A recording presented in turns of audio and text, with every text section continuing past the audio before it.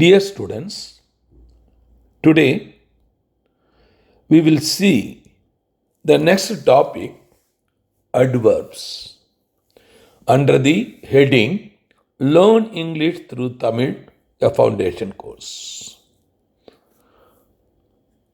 I am Dr. R. Gunasekaran, taking class. Here, my institute, Vetri, welcomes you all. Let me first define what is an adverb.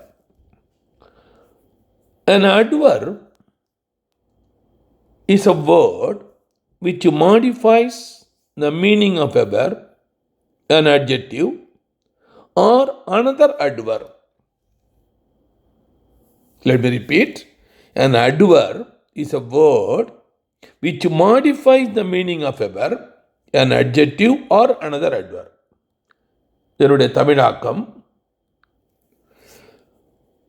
Adverb என்பது வரையறை. ஒரு வினை உரிச்சொல் என்பது adverb. வினை உரிச்சொல் என்பது ஒரு வினைச்சொல் பெயரடை அல்லது மற்றொரு வினை உரிச்சொல்லின் பொருளை மாற்றி அமைக்கும் ஒரு சொல்.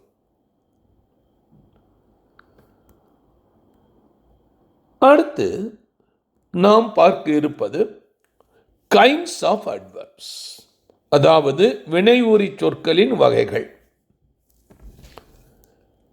வினை உரி சொற்களின் வகைகள். Adverbs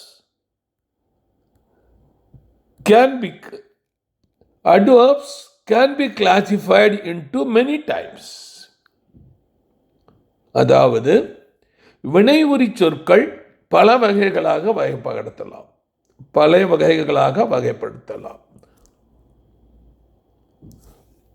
நாம் அவற்றை ஒவ்வொன்றாக பார்க்கலாம். இங்கே ஆங்கிலத்தில்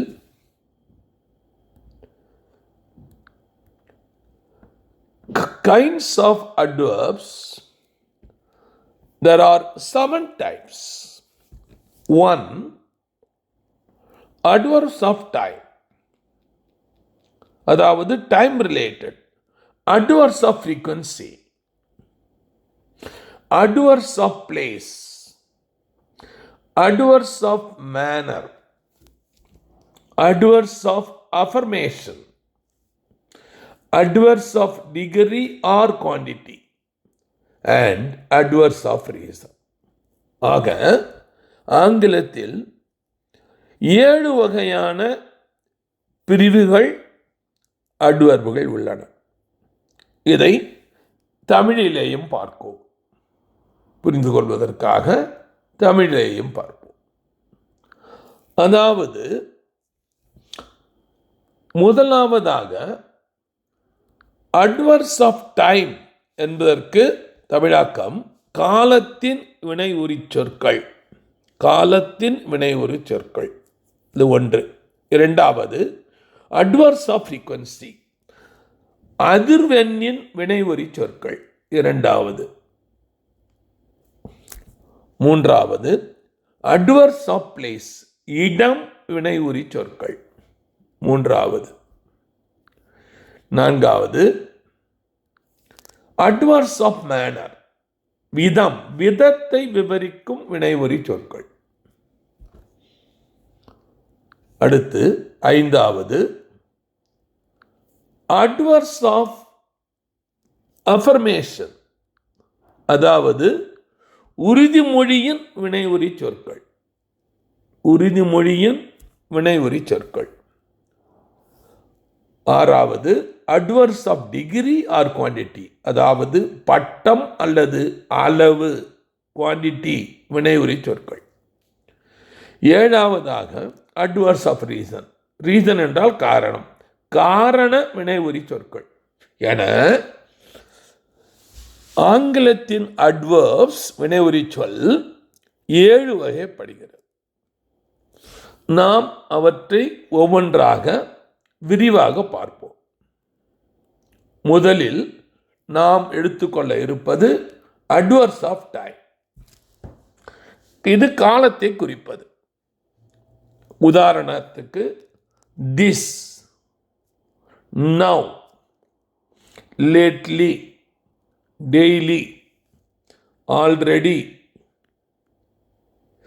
late, soon, yesterday, never, formerly ஆகிய இந்த வார்த்தைகள் அட்வர்ஸ் ஆஃப் டைமை குறிக்கிறது. என்னுடைய தமிழாக்கம் திஸ் இது, நவ் இப்போது, லேட்லி சமீபத்தில், டெய்லி தினசரி, ஆல்ரெடி ஏற்கனவே முன்பே, லேட் தாமதமாக, சூன் விரைவில், எஸ்டர்டே நேற்று, நெவர் ஒருபோதும், ஃபார்மர்லி முன்பே முன்பு. ஆக இவை அனைத்தும் அட்வர்ஸ் ஆஃப் டைமை குறிக்கிறது. இங்கே உங்களுக்காக ஒன்றிரண்டு வாக்கியங்களை கொடுக்க விரும்புகிறேன். முதலாவது வாக்கியம், he comes here daily. He comes here daily. அதாவது டெய்லி என்பது காலத்தை குறிக்கிறது. அவர் தினமும் இங்கு வருவார். அவர் தினமும் இங்கு வருவார். இது adverb which qualifies the verb comes. அது எப்போ வருவார்? டெய்லி வருவார், தினமும் இங்கு வருவார். இரண்டாவது உதாரணம், I hurt my knee yesterday. I hurt my knee yesterday. நேற்று என் முழங்காலில் இடித்துக்கொண்டேன். நான் இடித்துக்கொண்டேன். yesterday என்பது காலத்தை குறிக்கிறது, adverb. இப்பொழுது நாம் இடித்துக்கொண்டது எப்போது என்று காலத்தை கேட்டோமானால், இடித்துக்கொண்டது ஹர்ட் என்ற வெர்பை குறிக்கிறது. வினைச்சொல், இந்த வினைச்சொல், that is வினை உரி சொல், adverb which qualifies the hurt. yesterday எப்பொழுது முழங்காலில் எடுத்துக்கொண்டேன்? நேற்று என் முழங்காலில் எடுத்துக்கொண்டேன். ஆக உங்களுக்கு மிக மிக தெளிவாக புரிகிறது. இப்போ இரண்டாவது உதாரணத்தை எடுத்துக்கொள்வோம். அதாவது adverbs of frequency. Frequency once, உதாரணம் twice, often, again, frequently, seldom, always. இந்த வார்த்தை, ஆங்கில வார்த்தைகள் அனைத்தும் அட்வர்ஸ் ஆஃப் ஃப்ரீக்வன்சியின் கீழ் வருகிறது. என்னுடைய தமிழாக்கம் ஒன்ஸ் ஒரு முறை, டுவைஸ் இருமுறை, ஆஃபன் அடிக்கடி, அகெயின் மீண்டும், ஃப்ரீக்வெண்ட்லி அடிக்கடி, செல்டம் எப்போதாவது, ரேர்லி, ஆல்வேஸ் எப்போதும். ஆக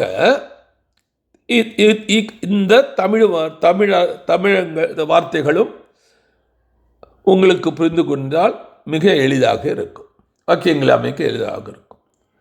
ஏற்கனவே கூறியவாறு இரண்டு வாக்கியங்களை நான் அமைத்து கூறுகிறேன்.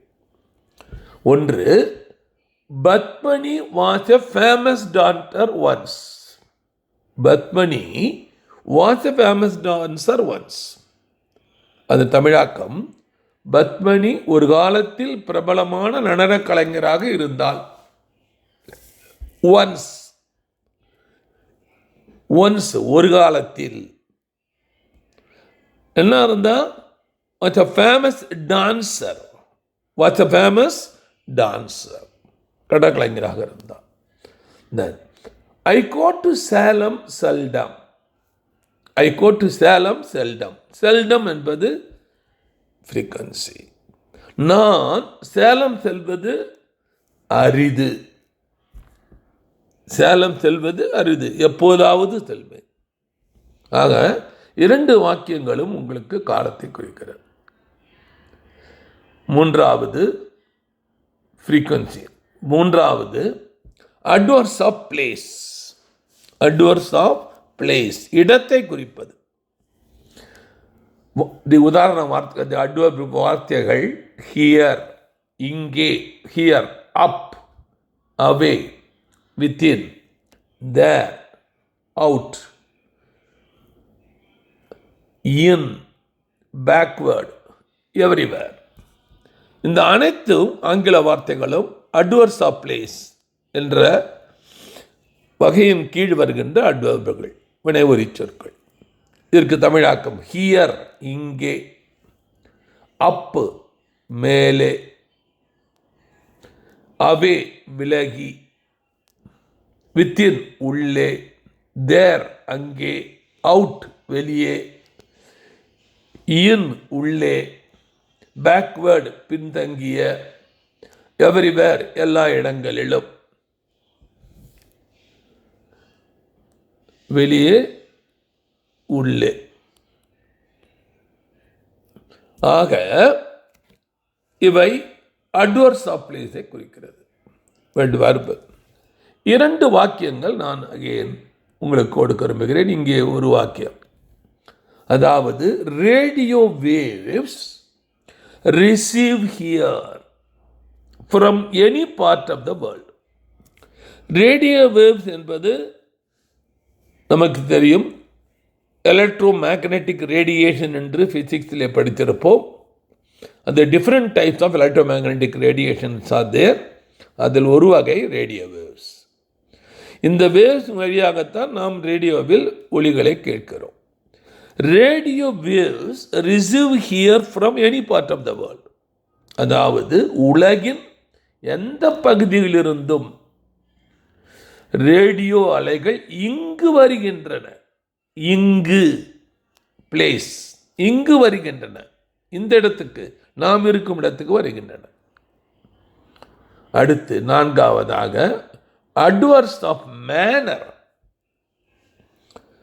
மேனர் உதாரண வார்த்தைகள் clearly, well, soundly, sadly, bravely, hard, thus. ஆக இந்த வாக்கியங்கள் அனைத்தும் அட்வர்ஸ் ஆஃப் மேனர், ஆங்கில வார்த்தைகள் அட்வர்ஸ்.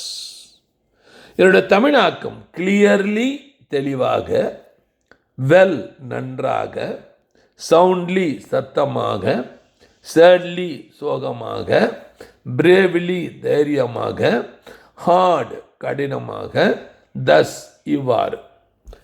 இவை அதற்குரிய தமிழாக்கம். இப்போ நான் உங்களுக்கு 1-2 வார்த்தைகளை, அதாவது வாக்கியங்களை கொடுக்க விரும்புகிறேன். I can clearly see the microorganism under the microscope. I can clearly see the microorganism under the microscope. Clearly, தெளிவாக, மேனர். தமிழாக்கம் நுண்ணோக்கியின் கீழ் நுண்ணுயிர்களை என்னால் தெளிவாக பார்க்க முடிகிறது.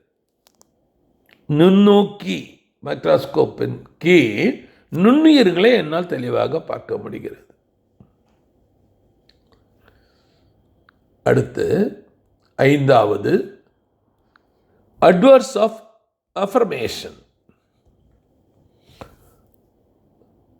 வார்த்தைகள் சுவர்லி, சட்டன்லி ஆகிய 2ம் அட்வர்ஸ் ஆஃப் அஃபர்மேஷனுக்கு உதாரணங்கள். இதற்கு தமிழாக்கம் சுவர்லி நிச்சயமாக, சட்டன்லி அகெயின் நிச்சயமாக, 2ம் இதை குறிக்கிறது. உதாரண வாக்கியத்தை இங்கே கொடுக்கிறேன். The results, examination results, the results are sorely encouraging. Surely என்பது நிச்சயமாக, என்கரேஜிங் ஊக்கமளிக்கும். முடிவுகள் நிச்சயமாக ஊக்கமளிக்கும். மிக தெளிவாக புரிந்திருக்கும் என்று கூறுகிறேன். அடுத்து adverbs of degree or quantity. Degree or quantity வார்த்தைகள் careless, fully, stormy, altogether, pretty, no, better, quite, busy. இவை அனைத்தும் ஆங்கில அட்வர்ப்ஸ் ஆஃப் டிகிரி ஆர் குவான்டிட்டியை குறிக்கிறது. இதனுடைய தமிழாக்கம் கேர்லெஸ் கவனக்குறைவாக, குறைவான, ஃபுல்லி முழுமையாக, ஸ்டார்மி புயல், ஆல் டுகெதர் மொத்தமாக, பிரிட்டி அழகாக, நோ பெட்டர் சிறப்பாக இல்லை, குவைட் மிகவும், பிஸி பரபரப்பு. ஆக இவை அதனுடைய தமிழாக்கம். இப்பொழுது ஓரிரு வாக்கியங்கள்.